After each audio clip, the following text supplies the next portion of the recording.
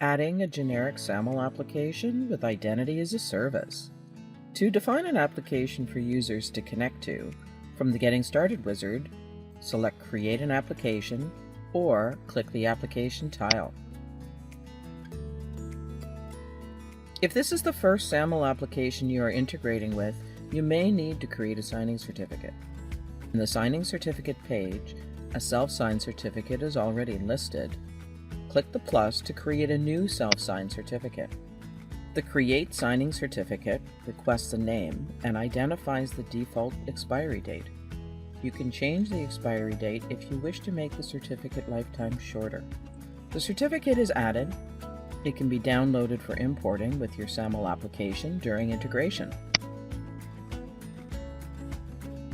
Back in the application window, select the plus to add an application. Identity as a service includes a number of cloud applications for you to integrate with, for single sign-on and two-factor authentication. If you want to protect a cloud service that is not pre-configured with Identity as a Service, you can add it as a generic SAML service provider application. Scroll down and select the generic SAML application tile.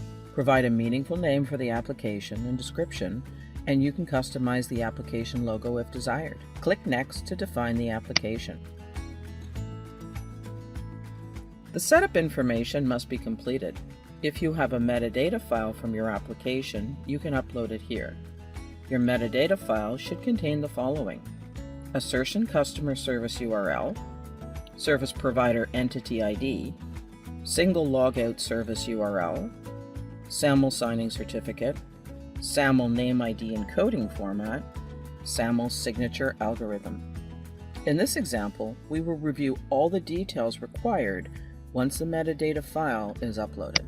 The assertion customer service URL is the URL used by IDaaS when asserting an authentication to the application. The service provider entity ID is used by Identity as a Service to identify the SAML service provider. If your SAML service provider supports SAML logout, set the single logout service URL to the value supplied by your SAML service provider. Otherwise, leave it blank.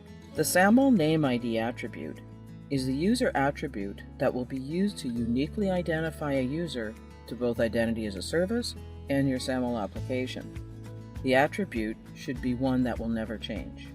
Select the SAML signing certificate from the drop-down list. For this example, we will use the self-signed certificate we just created. From the SAML signature algorithm drop-down list, select SHA-1, SHA-256, or SHA-512 as a type of signing algorithm you want Identity as a Service to use to sign the SAML response or assertion. The type of algorithm you select depends on the requirements of the application being configured.